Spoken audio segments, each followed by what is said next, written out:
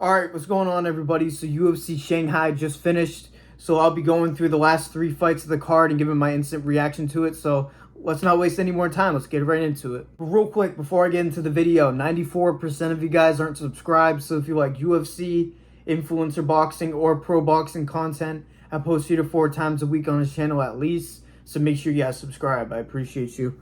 Alright, so the first fight I'm going to be talking about is a feature fight, Sergey Pavlovich versus Cortez Acosta. Now, this was about as patient as a heavyweight fight gets, because the way Acosta was fighting, it seemed like Sergey was really trying to go for the finish. He was walking down Acosta the entire time, but Acosta was doing very well, circling around, moving, and getting out of the way of Sergey's punches for the most part.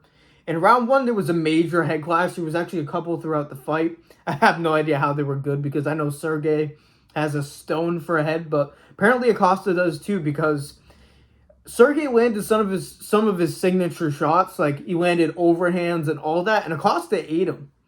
The only problem was that Acosta really wasn't able to work that much because he was moving so often and trying to get away from Sergey Pavlovich. And also, Sergey was able to land heavy leg kicks on Acosta, trying to limit his movement, but he did it a little too late into the fight, so Acosta was able to point fight him at distance, but inevitably it wasn't enough because Sergey was just putting on the pressure the whole time, and he accumulated more shots. Acosta was a bit too patient, but can you really blame him when you're fighting Sergey? But yeah, it was a great performance by Sergey. It was a nice win.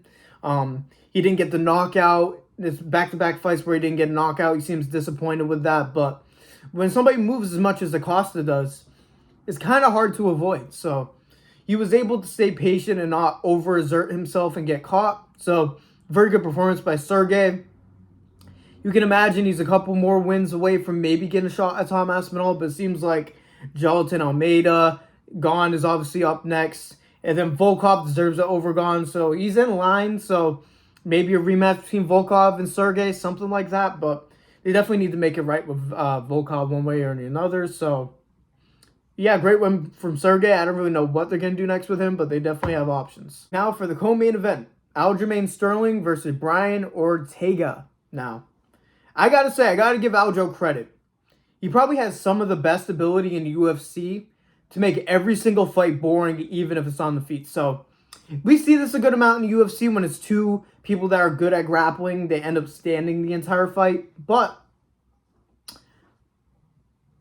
I didn't know it was this possible for a fight to be boring on the feet. They were basically sparring in there. Aljo was doing his thing, moving. And it wasn't even like the Sergey fight where Acosta would go forward and throw some combinations. Don't get me wrong, Aljo was throwing some low kicks. He would dart in with a straight. That's it. Aljo spent 95% of this fight circling. And Ortega wasn't doing his thing either. You could tell he wasn't confident. As the fight went on, Ortega shot in good kicks to the legs and the body. But again, a bit too late for him to do that. Yeah, as soon as things started to get interesting, Aljo pushed him against the cage. Then eventually held him down on the ground, and yeah, Ortega came alive way too late, and when Ortega came alive, Aljo stalled. So I gotta say, how deep into the video am I? Can I say this? So yeah, screw it. I mean, I'm not even monetized yet. I'm just trying to like practice, you know what I mean? And I don't want to ruin monetization for the future, but forgive me for saying this, but it's true. Aljo said that he thinks he deserves a title shot next. I would rather have 9/11 happen to my house. I'm talking about both planes on top of my head right here, than have him have a title shot. I'll tell you that right now. That might seem a bit harsh. Maybe a little bit. Just a little bit. But I was not interested in this fight, and you can tell by my reaction. Oh, you're going for a finish? That's not in your game. Why did you even try doing that, Aljo?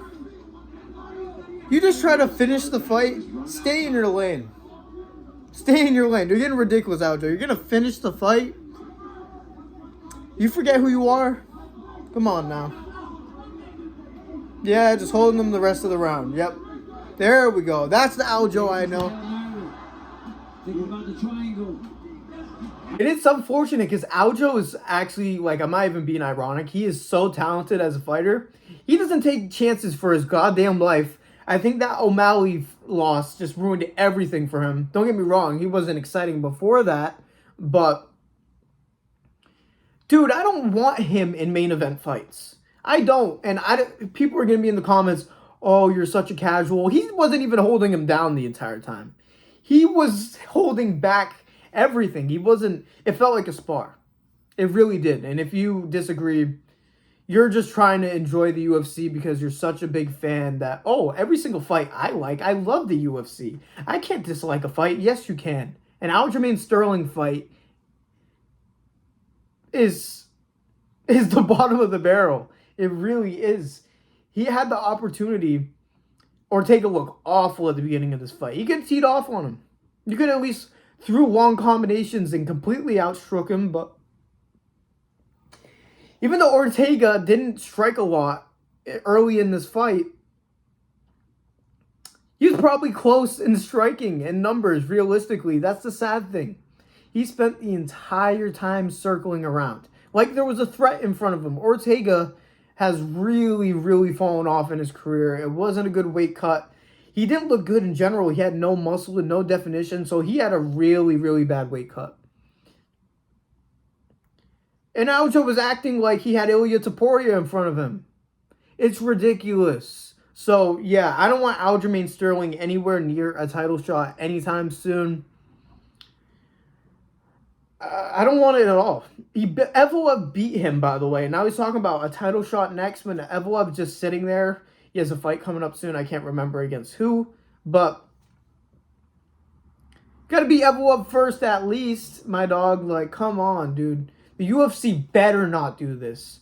They better give it to Lerone Murphy. They better not even do Lerone Murphy versus Sterling or this bullshit. No. No.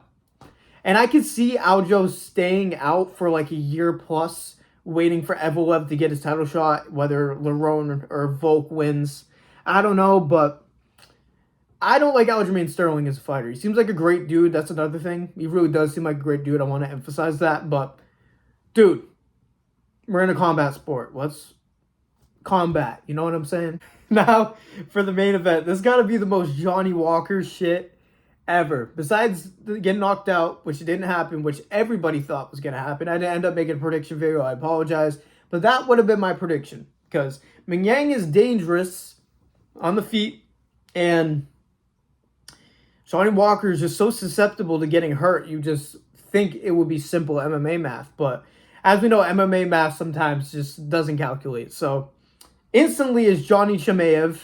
In the first 5 seconds, he shoots for a takedown, which he gets, but instantly it gets reversed by MingYang. And then MingYang was able to land some ground and pound, and they stood back up. Then, as the fight went on, you know, Johnny Walker was staying at distance, working at range. Unlike Aljamain Sterling, he was actively kicking the leg frequently to the body, moving. And MingYang got close a couple of times, but Johnny Walker is extremely athletic and elusive for the light heavyweight division, so he wasn't able to trap him in a corner or anything. There was a couple times, but Walker was able to slip away. And as the fight went on, leg kick, leg kick, leg kick. They just started adding up, and then all of a sudden, MingYang folded from a leg kick, and then Johnny Walker finished him, TKO, in round 2. Oh, leg kick hurt him. Oh, no, there's no way. Oh, my goodness. Did he hurt his leg, or was it just a good leg kick? Oh my god.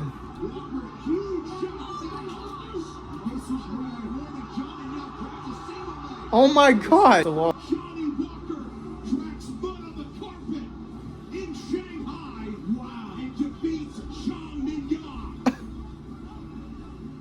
But on a real note, I think the UFC's cooked in 5 years. Let me know if you guys agree. They are struggling so bad to get stars, young stars in this company. In 5 years, everybody that's good in this company is going to be retired, and they're going to be in a very tough spot, I feel like. Especially like the lightweight division, where a lot of them are on the older end of their careers. they're all getting fraud checked, dude. They're just all getting fraud checked. This was a huge one. MingYang has finished everybody in the first round. It was a crazy undefeated streak. He's lost before, but at this division where it's not that deep, and the beginning and the top of the division is mainly strikers.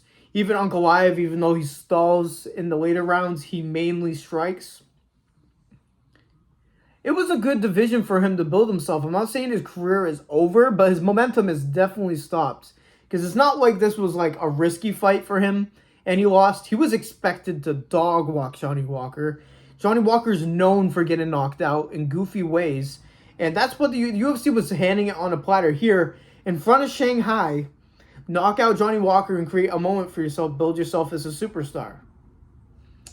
As soon as he faced decent kickboxing, he wasn't well-rounded enough. And now that we see it, he's probably not well-rounded enough to beat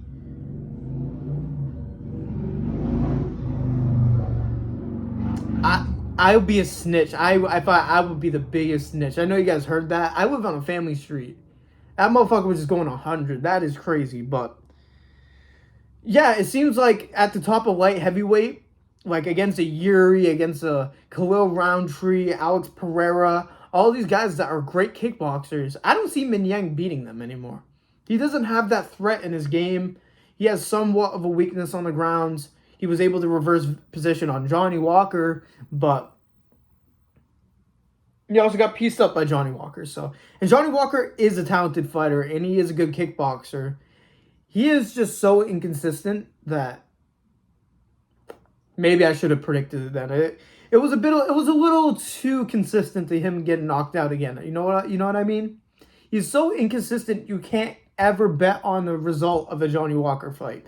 I'm never gonna bet. I don't bet in general. I try to avoid it because it gets biased. I would get biased for my picks, biased in my reactions. But never betting on Johnny Walker. I'm telling you that right now. Not against him or on him. So yeah, that is a rough loss for the UFC. They really wanted to build them. They want to grow to the Asian demographic. Askura's down. MingYang's down. The UFC expanding is slowing down a lot. They are struggling to build new stars. So, all right, so that's my instant reaction to UFC Shanghai. I know I covered less fights. It might be a shorter video, but I did yap quite a bit. That is what I do on my channel. So, hopefully it's over the 8-minute mark. I'm trying to get good at that because when I can hit you guys with mid-rolls, you know what I'm saying? I'm going to milk you guys. I'm not playing. I want to make money off this channel, but hopefully they're skippable. You can skip the ads. You know what I'm saying? I'm not going to be a dickhead. I'm not going to put the mid-rolls in the middle of me, like saying something important or whatever. But when I can make money, I'm going to make money. That's all I'm saying. And I'm sure you guys appreciate that. But that's all I had to say for today, man. If you want to follow any of my socials, they're down in the description. Make sure you like the video, subscribe, turn on notifications. Literally every single one matters because I'm still a small channel trying to grow. And God, people need to shut up on my street. Thank you guys for listening to me yap like usual. God bless every single one of you. And peace out. Johnny Walker Masterclass, baby. Woo! I think regular show and stuff. What's your favorite song? Oh, and I can't explain that. I love music. You love all kinds of music? Yes, but except for hip hop. Well, You don't like hip hop? and no, not too much.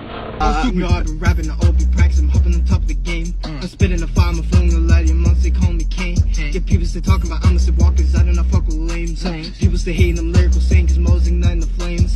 Sign that pill. The pressure give you lecture when you sign that bill. World stand still. The devil offers something where you take that skill. Shit get real. And the pussy dropping. Going in like Batman. I don't need a shorty came right over and she backed up. Now we moving cousin fucking ways in the bathtub. Crazy how the fucking only started with a back rub. Now we in the city fucking dancing in the sack love. You steady fucking switching, stay up in your fucking lane. And shorty super soaker, I can hit your ass for range. Shorty doing ass and you knowin' where it's going. Steady sipping codeine, yeah you knowin' in my potion.